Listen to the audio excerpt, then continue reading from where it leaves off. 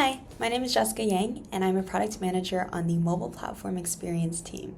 Today, I'll show you how you can use Agentforce Vibes to optimize your Lightning Web component for offline use.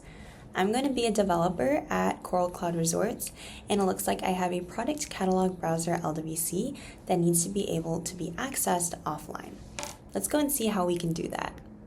We're in my VS Code environment, where you can see the product catalog browser LWC we have created. This allows our employees to go ahead and access their list of products. Now we want to make sure that it works all across the resort, and so I'm just going to go ahead and open Agentforce and simply ask for Agentforce to optimize my LWC for mobile offline use. Now Agentforce has already gone ahead and identified the tool that it needs to use from our DXMCP server, our Get Mobile LWC Offline Analysis tool, which has all the information needed in order to use Salesforce best practices to make our LWC offline. And here you can see on the right side of the screen are these new changes that Agentforce is adding, and the left side of the screen has that original file. And so you can go ahead and see any edits that it makes, and you can go in and save these changes rather than making all these changes and learning mobile development on your own.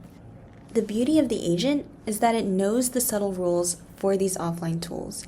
It's looking for those missing at API decorators or non-standard data fetching methods, and it's an expert at picking up these low-level critical details that a developer might easily miss. Now you can see on the right in the chat panel that Agentforce has actually summarized all the different changes it's implemented, and it has created a new CSS file and updated our HTML and JSON.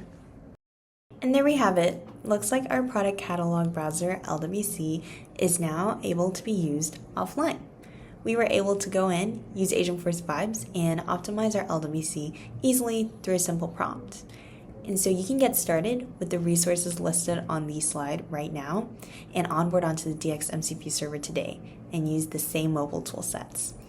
We hope you enjoyed this quick take. If you have any questions, feel free to post on the Agentforce Vibes Trailblazer community group.